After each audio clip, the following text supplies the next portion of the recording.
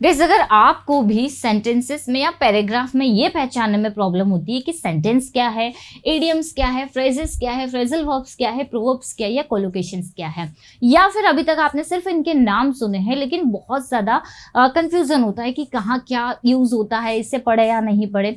So guys, आज की इस वीडियो में सारी चीज़ें आप लोगों की क्लियर हो जाएगी, क्योंकि इस छोटे से वीडियो में मैं आप लोगों के लिए ये सारे टॉपिक्स लेकर आई हूँ जिसमें हम देखेंगे सेंटेंस क्या होता है, फ्रेजेस क्या होते हैं, phrasal verbs, idioms, proverbs and collocations, और बहुत ही शॉर्ट में आपको मैं सिखा दूंगी कि क्या किसे कहते हैं।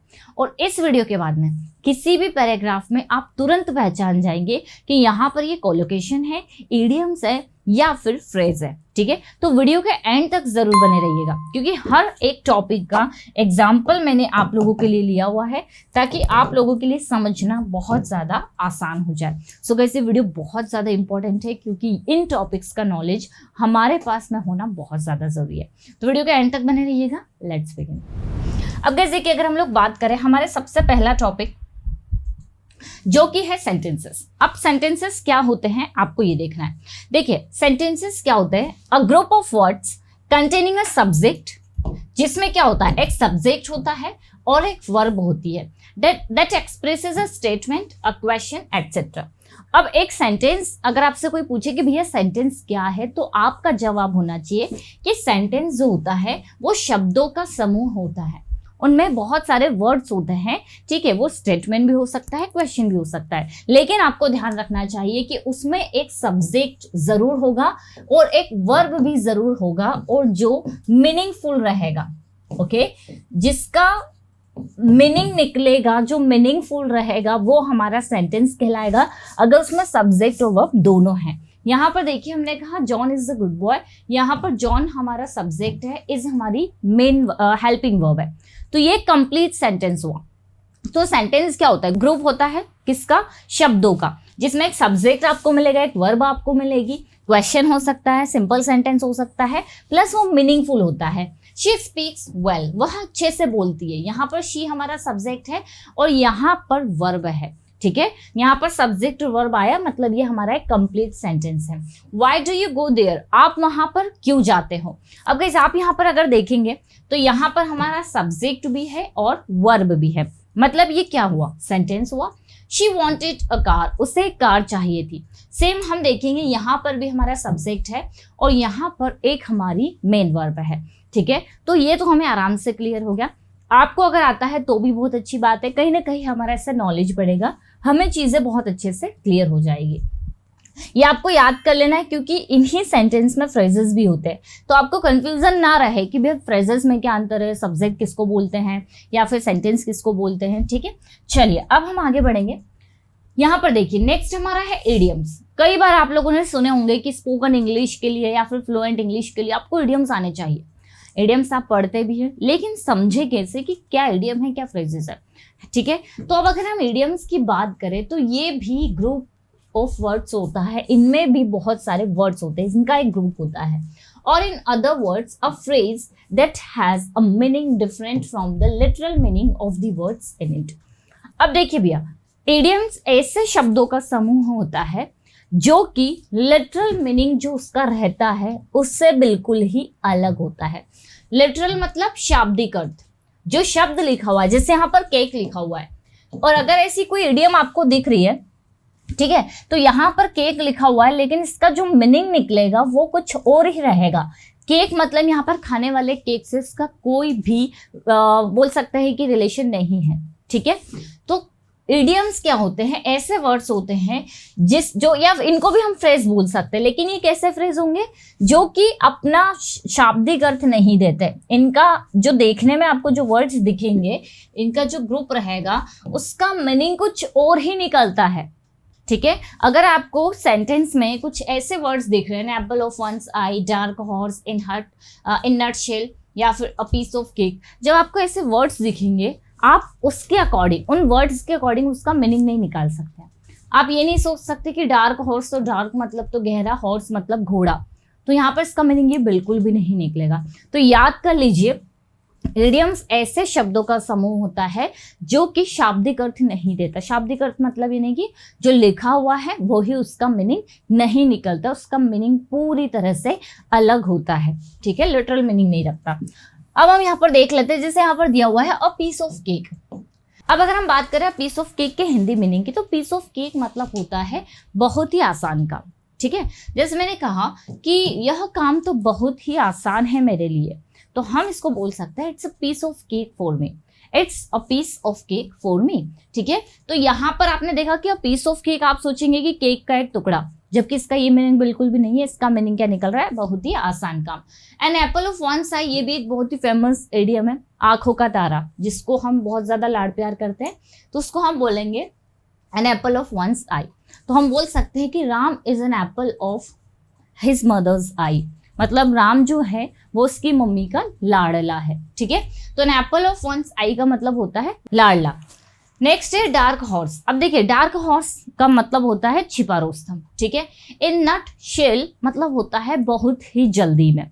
तो यहाँ पर आपने क्या देखा कि जो वर्ड्स यहाँ पर दिखाई दे रहे हैं वो उसका मीनिंग नहीं निकलेगा, यही हमारी इडियम्स कहलाती है। गाइस अब अगर हम लोग बात करें फ्रेजेस की, तो फ्रेजेस क्या होते हैं, देखिए फ्रेजेस होते हैं वाक्यांश। वाक्यांश मतलब वाक्यों का अंश, ठीक है। वाक्यांश मतलब वाक्य का अंश।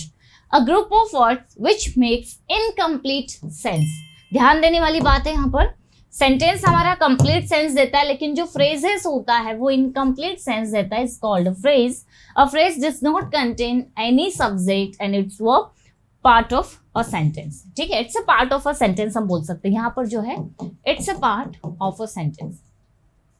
अब देखिए पहला पॉइंट आपने क्या देखा कि ये इनकम्प्लीट मीनिंग देता है। दूसरा पॉइंट ये है कि ये किसी सेंटेंस का ही पार्ट होता है। आपको फ्रेजेस जो है ना हर सेंटेंस में देखने के लिए मिलेंगे, ठीक है। मतलब फ्रेजेस जो है वो वाक्यांश है, वाक्यों का ही अंश है, तो हर वाक्य में आपको फ्रेजेस देखने के लिए मिलेंगे। इसमें कोई भी सब्जेक्ट नहीं होता और कोई भी वर्ब नहीं होती, और ये इनकम्प्लीट सेंस रखते हैं, इनका कोई मीनिंग ही नहीं निकलता है, ठीक है, क्योंकि इसमें सब्जेक्ट वर्ब तो होती नहीं है, ठीक है। इसलिए इसका जो सेंस होता है वो कैसा रहता है, इनकम्प्लीट रहता है, और ये वाक्य का ही हिस्सा होता है। चलिए देखते हैं, जैसे मैंने कहा I can complete my work with in an hour. अब देखिए यहाँ तक तो ठीक है, I can complete my work, मैं अपना काम कर सकती हूँ 1 घंटे के अंदर अंदर। तो ये जो आपको दिख रहा है शब्दों का समूह, ठीक है, ये ग्रुप ऑफ वर्ड्स जो आपको दिख रहा है ये हमारा फ्रेज है। आप इसमें देखेंगे अगर सिर्फ हम इतना ही यूज करें तो ये कोई मीनिंगफुल सेंस नहीं दे रहा है। विद इन एन आवर अगर आप सिंगल यूज करेंगे तो क्या ये मीनिंगफुल सेंस देगा, नहीं देगा, ठीक है। ये सेंटेंस में ही होता है, सेंटेंस का पार्ट होता है। सिर्फ इतना है कि इसमें सब्जेक्ट नहीं आता, वर्ब नहीं आती, और इसका कोई मीनिंगफुल सेंस नहीं निकलता है। She called me in the morning. अब ये इन द मॉर्निंग क्या है, ये भी एक फ्रेज है, कोई सब्जेक्ट नहीं है, कोई वर्ब नहीं है, सेंटेंस का ये भी एक हिस्सा है, इसमें 3 वर्ड्स दिए हुए हैं, ठीक है। तो ये सारे रूल्स को यहाँ पर ये फॉलो कर रहा है, ये भी एक फ्रेज हुआ। इडियम्स क्यों नहीं है, क्योंकि यहाँ पर ये कोई इडियम्स क्या होता है, इडियम्स मीनिंगफुल होते हैं, ठीक है। जो पर्टिकुलर अगर हम कोई इडियम ले ले तो वो एक मीनिंग को शो करता है, भले उसका शाब्दिक अर्थ नहीं होता, लेकिन फ्रेजेस में ऐसा नहीं होता। और सेंटेंस तो आपको क्लियर है, she has been studying since morning. यहाँ पर देखिए सिंस मॉर्निंग 2 शब्द है, यहाँ पर 2 वर्ड्स है, तो ये हमारा फ्रेज हो गया। इन माई प्रोजेक्ट, ये हमारा फ्रेज हो गया, ठीक है, जिसको हम अपने अकॉर्डिंग ऑब्जेक्ट बोलते हैं। जैसे अगर प्रोजेक्ट की मैं बात करूँ तो ऑब्जेक्ट के रूप में यहाँ पर ये वर्क कर रहा है, लेकिन एक्चुअल में ये 2-3 वर्ड्स जब हम लेंगे वर्ब के बाद वाले तो ये हमारा एक फ्रेज कहलाएगा, ठीक है। तो ध्यान रखिए फ्रेज जो होते हैं वो भी वाक्य के ही अंश होते हैं, कोई मीनिंगफुल सेंस अगर आप अलग से यूज कर रहे हैं तो नहीं देते हैं, ठीक है। इन्हीं को फ्रेजेस कहा जाता है, याद कर लीजिए, बहुत ही काम का है।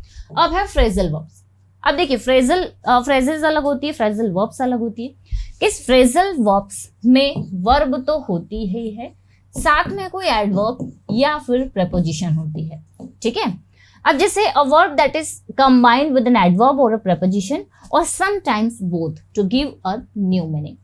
अब यहाँ पर भी फ्रेजल वर्ब्स में भी क्या होता है, आपको एक वर्ब देखने के लिए मिलेगी, साथ में एक एडवर्ब या फिर एक प्रेपोजिशन, या कभी कभी दोनों आ जाएंगे। इसमें भी ऐसा ही होता है। मान लीजिए एक वर्ब हमने ले ली लुक, मतलब देखना, एक प्रेपोजिशन हमने ले ली आफ्टर, ठीक है। तो यहाँ पर एक वर्ब और एक प्रेपोजिशन से मिलकर एक फ्रेजल वर्ब बन जाती है। कुल मिलाकर ये भी वर्ब है, लेकिन साथ में इसमें प्रेपोजिशन लग गई। दूसरा, जो ये दिख रहा है इसका मीनिंग वो नहीं निकलेगा। जनरली लुक का मतलब देखना होता है और आफ्टर मतलब बाद में होता है, लेकिन यहाँ पर लुक आफ्टर जस्ट साथ में यूज हो रहा है, तो इसका मतलब होता है देखभाल करना। इसका मतलब क्या होता है?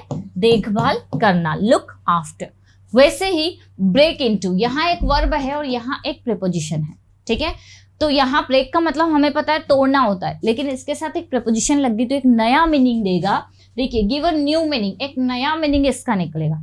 हाँ, सिंगल अगर वर्ब है तो फिर उसका एज इट इज मीनिंग निकलेगा, लेकिन यहाँ वर्ब के साथ प्रीपोजिशन लग गई है तो एक नया मीनिंग निकल रहा है। जबरदस्ती घुसना, कोई डोर है, चोर वगैरह होते हैं, बंद ताला वगैरह लगा हुआ है और वो जबरदस्ती अंदर घुसते हैं, that is break into. Break down का मतलब होता है मशीन वगैरह का खराब होना। ईट अप का मतलब होता है सब खा जाना, ठीक है। तो ये हो गई हमारी फ्रेजल वर्ब्स। आप अब तुरंत पहचान लेंगे क्या फ्रेजल वर्ब्स है, क्या फ्रेजेस है, क्या इडियम्स है।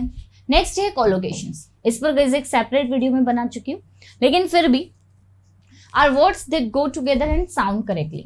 कोलोकेशंस ऐसे वर्ड्स होते हैं जो दिखते हैं वही उनका मीनिंग निकलता है, ये मीनिंगफुल होते हैं, ठीक है।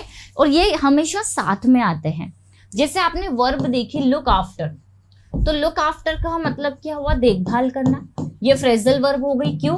क्योंकि यहाँ पर जो लिखा है वो उसका मीनिंग नहीं दिख रहा है, अलग ही मीनिंग दे रहा है। लेकिन कोलोकेशंस भी इससे ही साथ में चलते हैं। जैसे टेक एन एग्जाम, ठीक है, इसका मतलब होता है एग्जाम देना, एग्जाम देना।